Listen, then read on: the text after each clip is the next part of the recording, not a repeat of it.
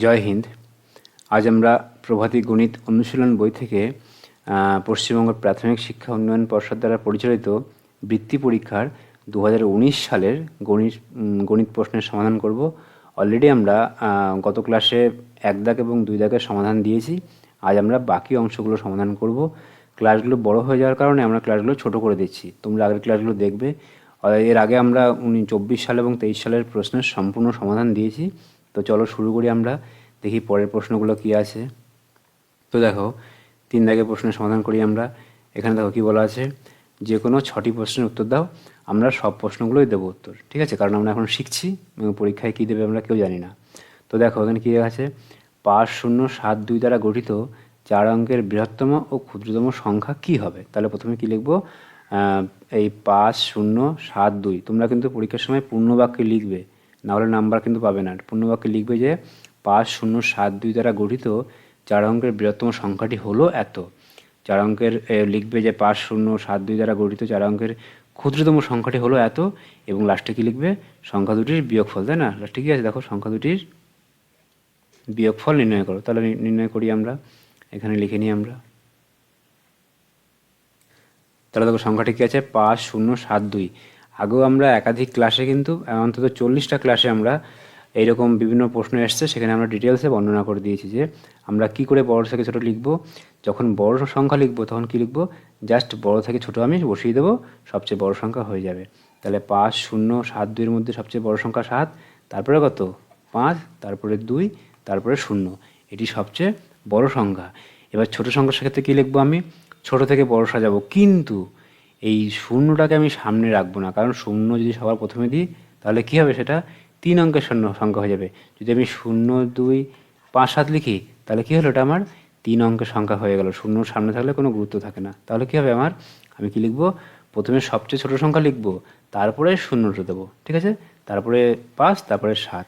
তাহলে এটি কী হলো, এটি 4 অঙ্কের বৃহত্তম সংখ্যা, এটি 4 অঙ্কের ক্ষুদ্রতম সংখ্যা, ঠিক আছে, এই সংখ্যাগুলি দ্বারা গঠিত। এবারে আমি বিয়োগ করে দিই, আমি 0 থেকে 7 বিয়োগ করা যায় না, তা কী করবো, আমি 10 থেকে আমি 7 বিয়োগ করবো, কত হয় 3। তারপরে 5 আর 1 6, 12 থেকে 6 গেলে 6, এখানে 1, 5 থেকে 1 গেলে 4, এখানে 7 থেকে 2 গেলে 5। তাহলে বিয়োগ করলে কত হয়, নির্ণয় বিয়োগফল 5463 আমার উত্তর। বোঝা গেল, ঠিক আছে, খুবই সহজ অঙ্ক। তারপরে অঙ্কটা দেখো কী লেখা আছে,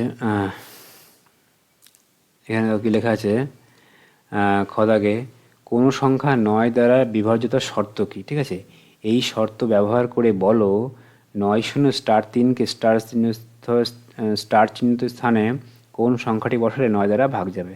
তাহলে দেখো 9 দ্বারা বিভাজ্যতার শর্ত কী সেটা আমরা জেনে নিই আগে। আমরা জানি যে কোনো সংখ্যা যদি ধরো 2, 5, 7, 2, 9, তাই না, এই সংখ্যাটি 9 দ্বারা ভাগ যাবে কি না আমরা একবারে দেখে কি করে বলবো, কি করে বুঝবো নাম্বারে, যদি আমি সংখ্যাগুলোর যোগফল যদি 9 দ্বারা ভাগ যায়, এই সংখ্যাগুলোর যোগফল যদি 9 দ্বারা ভাগ যায়, তাহলে সংখ্যাটিও 9 দ্বারা ভাগ যাবে। আমি যোগ করি, 5 আর 2 7 না, 7, 7, 14, 14 আর 2 16, 16 আর 9 কত হয় 25। তাহলে 25 কি আমার 9 দ্বারা ভাগ যায় না, তাহলে আমার সংখ্যাটি 9 দ্বারা ভাগ যাবে না। কিন্তু দেখো আরেকটি সংখ্যা দিয়ে আছে এখানে, এই সংখ্যাটি কি 9 দ্বারা ভাগ যায়, দেখে নিই আমি। এর যোগফল কত হয় সংখ্যাগুলোর, 2 আর 7, 9 আর 2 11, 11 আর 5 16, 16 আর 2 18, 18 আর 19, 19 আর 8 27, তাহলে 27 হয় না। 27 কি 9 দ্বারা ভাগ যায়, হ্যাঁ ভাগ যায়। তার মানে এই সংখ্যাটিও 9 দ্বারা ভাগ যায়।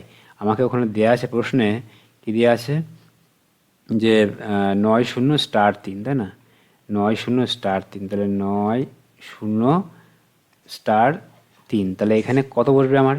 তাহলে দেখো এই যে 9, তাহলে 9 আর 0 9 হয়, তাহলে 9 আর 0 9, আর 3 12, তাহলে এখানে যোগ করলে 12 আসছে। তাহলে 12-র সঙ্গে আমি কত সংখ্যা যোগ করলে আমার 9 দ্বারা ভাগ যাবে। তাহলে নিশ্চয়ই যদি আমি 6 বসাই এখানে, তাহলে 12 আর 6 18 না, 12 আর 6 18, তাহলে 18কে 9 দ্বারা ভাগ যায়, 18কে 9 দ্বারা ভাগ যায়। তার মানে এই শূন্যস্থানে কত বসবে আমার, 6 বসালে এই সংখ্যাটি আমার 9 দ্বারা ভাগ যাবে। বোঝা গেল। তারপরে দেখো পরের অঙ্কটা কী আছে, গয় দাগে, তোমাদের স্কুলে 608 জন ছাত্র আছে, প্রত্যেক ছাত্রকে 52 টাকা দামের বই দিতে হলে মোট কত টাকা লাগবে কষে দেখাও। তাহলে কি করতে হবে আমাকে?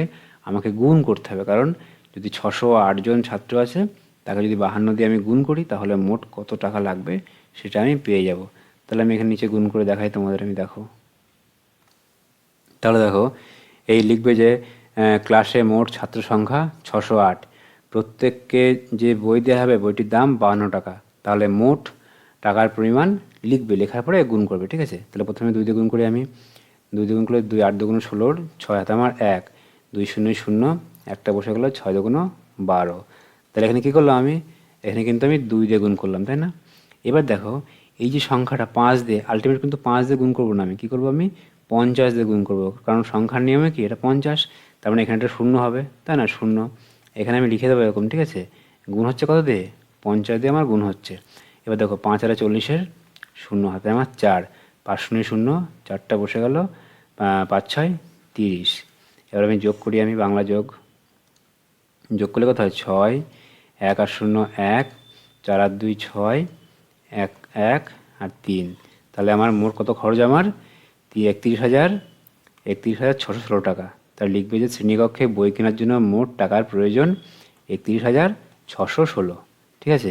এটা উত্তর লিখবে। তারপরে দেখো পরের অঙ্কটা কি আছে।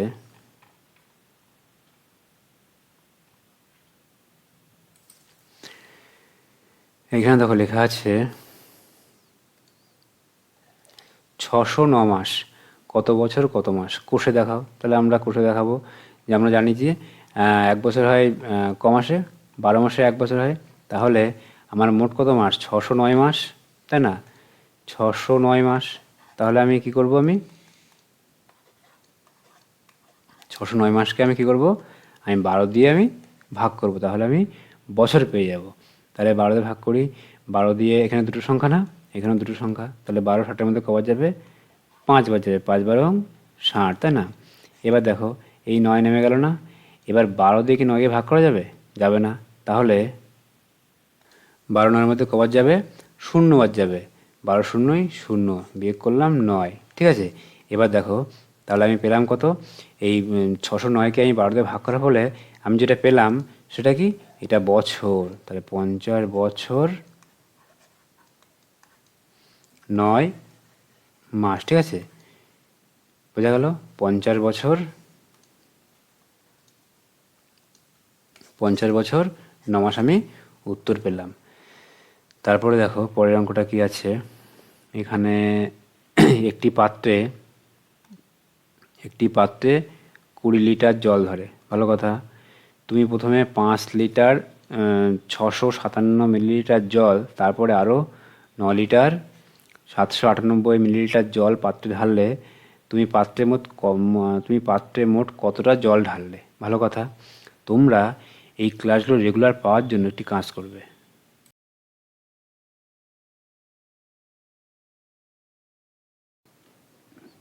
তাহলে কি করবে? প্রথমে তোমরা এই দুটো সংখ্যা যোগ করবে, ঠিক আছে? যে প্রথমে জল দেওয়া হয়েছিল এত লিটার, তুমি পাত্রে মোট কত লিটার জল ঢাললে, তাহলে লিখবে যে পাত্রে আমি জল ঢাললাম, প্রথমে এতটা পরে এতটা, যোগ করলে পেয়ে যাবো আমি। তা যোগটা আমি করি, দেখো। তাহলে দেখো প্রথমে আমি পাত্রে জল ঢেলেছি 5 লিটার 657 মিলিলিটার, পরে জল ঢেলেছি 9 লিটার 798 মিলিলিটার। এবার আমি যোগ করে দিই, দেখি পাত্রে কতটা জল ঢাললাম আমি। তাহলে আমি যোগ করি, 8 আর 7 15, 5 হাতে আমার 1, 9 আর 5 14, 1 15, 5 হাতে আমার 1, 7 আর 1 8 আর 6 14, 4 হাতে আমার 1, 5 আর 6 আর 9 15। তাহলে 15 লিটার 455 মিলিলিটার জল আমি পাত্রে ঢেলেছি।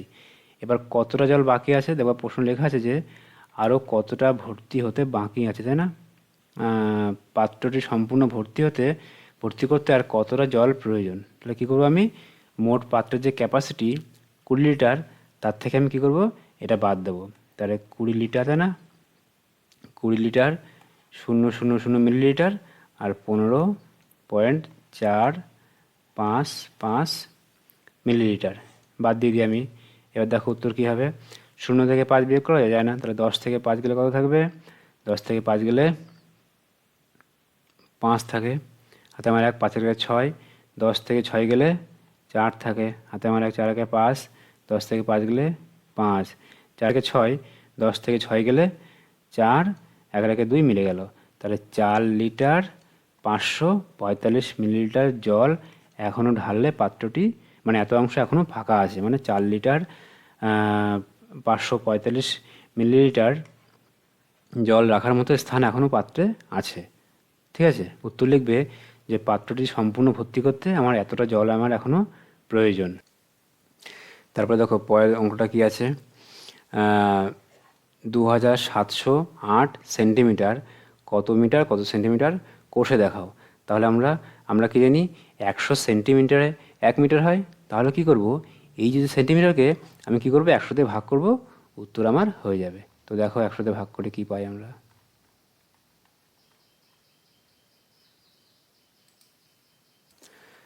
তাহলে দেখো লেখা আছে যে এত সেন্টিমিটার।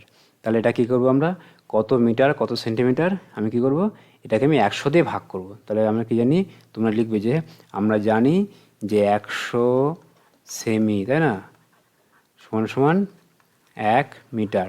তোমরা লিখে নেবে যে 100 সেমি মানে 1 মিটার। তাহলে কি করতে হবে, এটাকে যদি আমি 100 দিয়ে ভাগ করি তাহলে আমার সেন্টিমিটার মিটার সেন্টিমিটার পেয়ে যাবো আমি। তাহলে লিখি 2708কে আমি 100 দিয়ে ভাগ করি। আমি আরও অন্যভাবে ভাগ করতে পারতাম, তবু আমি ব্যাখ্যা করে দেখাই। তাহলে 100 দিয়ে কবার যাবে, এই 270-এর মধ্যে দুবার যাবে। তাহলে 100কে 100 দুগুণে 200, বিয়োগ করলে 0, 7, 8টা নেমে যায় এখানে। এবার 100 দিয়ে 700-এর মধ্যে কবার যাবে, 7 বার যাবে। তাহলে 7 গুণে 100, 700, বিয়োগ করলে 8। তাহলে এটা কি ছিল, সেমি ছিল না, তাহলে বিয়োগ করলে কি হবে, এখানে সেমি আসবে। আর এটা কি, এটা মিটার, তাই না। তাহলে এই 2708 সেন্টিমিটার মানে কি 27 মিটার 8 সেন্টিমিটার। তোমরা উত্তর লিখবে যে 27 মিটার 8 সেন্টিমিটার। তারপরে দেখো পরের অঙ্কটা উত্তর কি, প্রশ্ন কি আছে, যোগ করতে হবে। এই যে কিলোমিটার এখানে লেখা আছে, এত কিলোমিটার এত মিটার, এত কিমি এত মিটার এত সেমি, কিলোমিটার আবার সেমি আছে, সবগুলো যোগ করলে আমরা কত পাবো, যোগ করে ফেলি আমরা। তো দেখো এখানে লিখেছি আমরা কিমির তলায় লিখেছি কিমি, মিটারের তলায় লিখেছি মিটার, আর সেমির তলায় লিখেছি সেন্টিমিটার। এবার কী করবো, আমরা পরপর যোগ করে দেবো। ঠিক আছে, যেহেতু আমার এখানে বেশি সেমি আর অন্য কোনো একক নেই, তাই জন্য আমি কী লিখলাম, একটা ঘরে লিখেছি, নাহলে অন্য ঘর আমার দরকার ছিল। তাই এখানে 0-র সঙ্গে 58 যোগ করলে 58 হয়। তাহলে কি 58 সেমি এখানে থেকে যাবে আমার। ঠিক আছে, আবার দেখো এখানে যোগ করলে কি, মিটারের সঙ্গে মিটার যোগ করলে 3 আর 8 11, 1 হাতে আমার 1, 9 একে 0, এটা ঠিক আছে 0, তাহলে 9 আর 1 10 0, হাতে আমার 1, 5 আর 6, 11 একে 12, 2 হাতে আমার 1, 3 একে 4 আর 4, 8, 2 অক্ষে 2, তাহলে কী হবে 28 কিমি 201 মিটার 58 সেন্টিমিটার। বোঝা গেল। আমি কী করলাম, জাস্ট সেন্টিমিটার তলায় সেন্টিমিটার, মিটারের তলায় মিটার, কিমির তলায় কিমি লিখে যোগ করলাম। যোগ করলে কত আসলো উত্তর আমার, 28 কিমি 201 আমার মিটার 58 সেন্টিমিটার। বোঝা গেল, কঠিন কিছু নয়, শুধু আমার ওই যোগটা একটু নিয়ম মেনে করতে হবে। তারপরে দেখো, এক ব্যক্তি সাইকেল কিনবে, ভালো কথা, এই 1830 টাকা লাগবে। সে প্রতি মাসে 6 মাস প্রতি মাসে কত টাকা জমালে 6 মাস পরে কী করবে, সে সাইকেলটা কিনতে পারবে। তাহলে প্রতি মাসে কত টাকা জমাতে হবে, তাহলে কী করব, এই 1830কে আমি 6 দিয়ে ভাগ করব। ভাগ করলে আমি পেয়ে যাব যে তার প্রতি মাসে কত টাকা জমানো প্রয়োজন। দেখো তার টাকা প্রয়োজন 1830, তাই না, আর সে 6 মাস পরে সাইকেল কিনবে। তাহলে তার প্রতি মাসে কত টাকা জমানো দরকার, 6 দিয়ে ভাগ করে দিই। তাহলে 6 18-র মধ্যে কবার যাবে, 6 18-র মধ্যে 3 বার যাবে, 3 6 18, তাই না। এবার দেখো, এবার বিয়োগ করি আমি, 18টা মিলে গেলে 0, কিছু থাকে না। এবার এই 3টা নামবে না, 3 নামলো, 6 কি 3-এর মধ্যে যাবে, একবারও যাবে না, 6 যাবে, 0 বার যাবে, 6 0 0, বিয়োগ করলে কত হয়, বিয়োগ করলে 3 হয়। এবার এই 0টা নেমে গেল, 6 30-এর মধ্যে কবার যাবে, 5 6 30, তাই না, মিলে গেল 0। তাহলে আমার প্রতি মাসে সে যদি 305 টাকা করে জমায়, তাহলে সে 6 মাস পরে সাইকেলটি কিনতে পারবে। তাহলে আমার উত্তর কত হবে, উত্তর প্রতি মাসে